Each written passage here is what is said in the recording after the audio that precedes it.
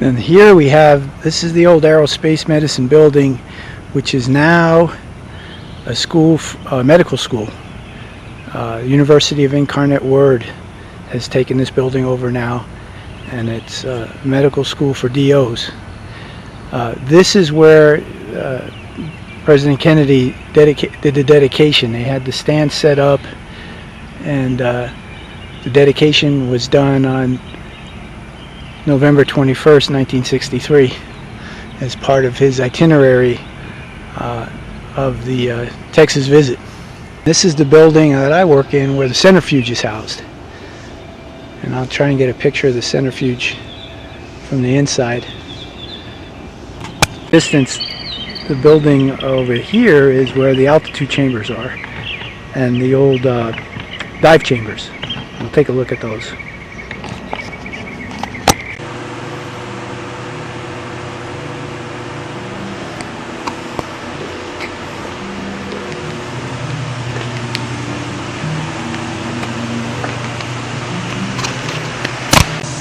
Here we have chamber 856. And this chamber is used for research. This is the chamber lock. This is where your inside safety person would be. Your subject, your research subject would be in here. This chamber, we recently took a human to 60,000 feet to test equipment for an egress of from an experimental aircraft. Usually there's a seat in here. The seats are around the corner right now because it's getting cleaned. This is one of the seats that would be used in the chamber for your test subjects, who are all volunteers, incidentally.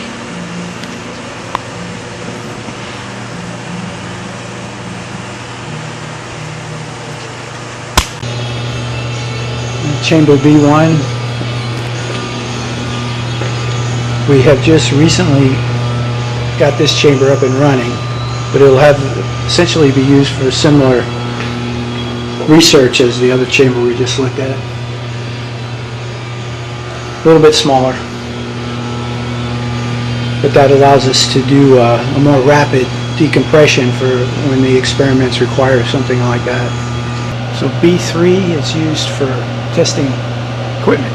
It's very small, but you can take equipment in there and take it up to extreme altitudes and make sure that it's going to be okay. Often done with like medical equipment that might be used on medevac planes. This is E chamber. This is the largest chamber. This is the one that this is the Felix Baumgartner, the man that jumped from space, essentially. And this is the profile that we used for that training. So we were really training him as far as the high altitude dangers go. And he wore a suit. This is you can see the capsule was actually brought into the chamber. This chamber went up to 120,000 feet for that particular job. And it's going to be lights out right now, but the chamber can go to 120,000 feet, and it has the temperature control. Somewhere around minus 50 and minus 60 degrees to positive plus 150 degrees Fahrenheit. And you can also vary the humidity. So it's quite a device.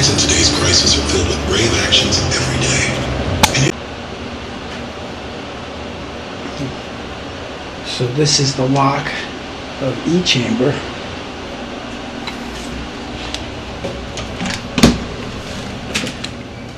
And just to give you an idea of the enormity of it, we've got all the lights out right now, but this is where the temperature control comes from over here. And this is a mock-up here that we're using for one of the studies. This is a U2 mock-up. And again, the space jump, this opens up. this wall here all opens up, and they rolled in that capsule for training on the space jump. And back here, if we need to do any testing that involves running or exercise, that's what this area is for here. And there you see, that's the heat lamps. That's why we can get it so hot and really vary the temperature to such extremes in here. And sea chamber. In sea chamber we can do training, and we can fit about between 6 to 8 people in this one. The lock, it is a double lock. This is a lock, this room is a lock. And the chamber itself, the main chamber, is through here.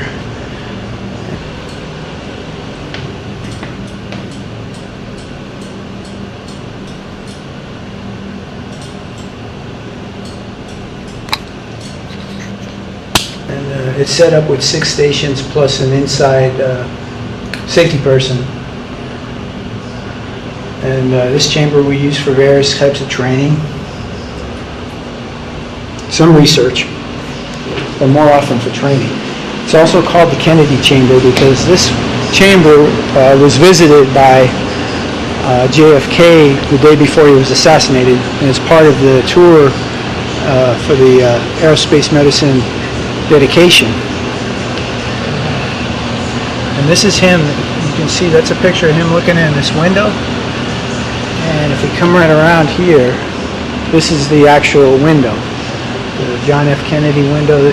He was here and he was speaking to one of the subjects who was doing a prolonged exposure in conjunction with the space program at the time.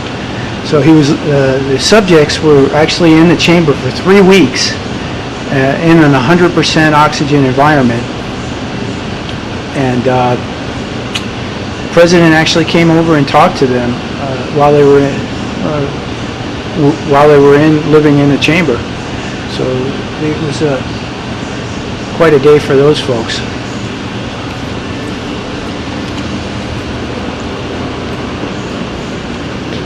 This building itself probably hasn't changed a whole lot since 1963.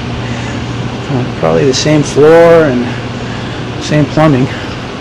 This is the control panel for the sea chamber, or the Kennedy chamber. Now at the other end of the spectrum is the dive chambers. And the dive chambers are in-op. They haven't been in use for several years, but this was a treatment chamber.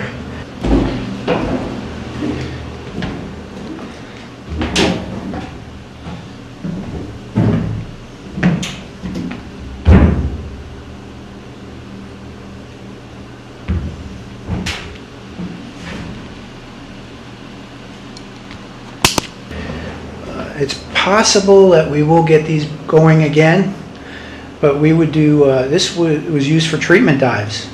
Hyperbaric medicine can be used for several different medical conditions, probably most commonly for poorly healing wounds, because it increases the oxygenation to injured tissue, allowing greater blood flow and greater oxygen to reach the damaged tissue and allow for healing. So it's especially true in, say, diabetics that have vascular compromise. The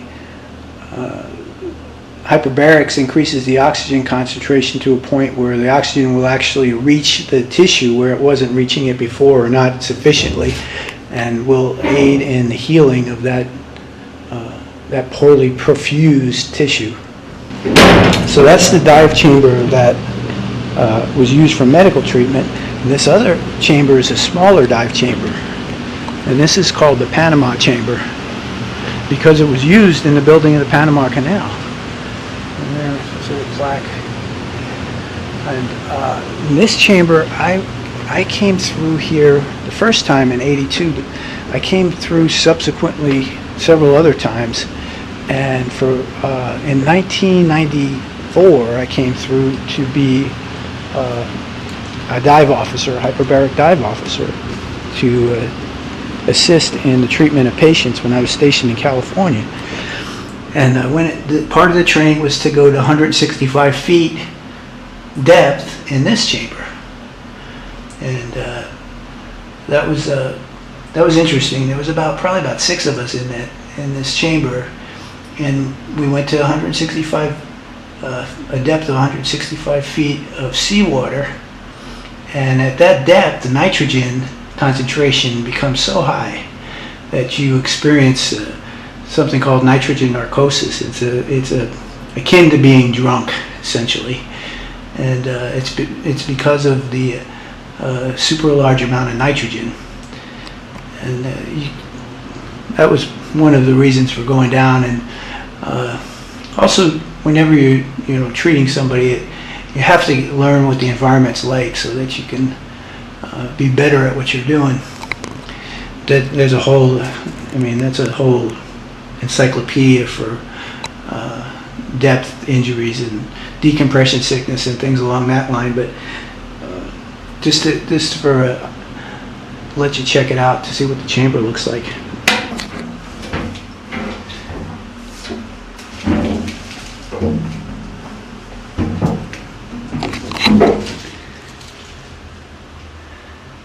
See, there's not a whole lot of space in there.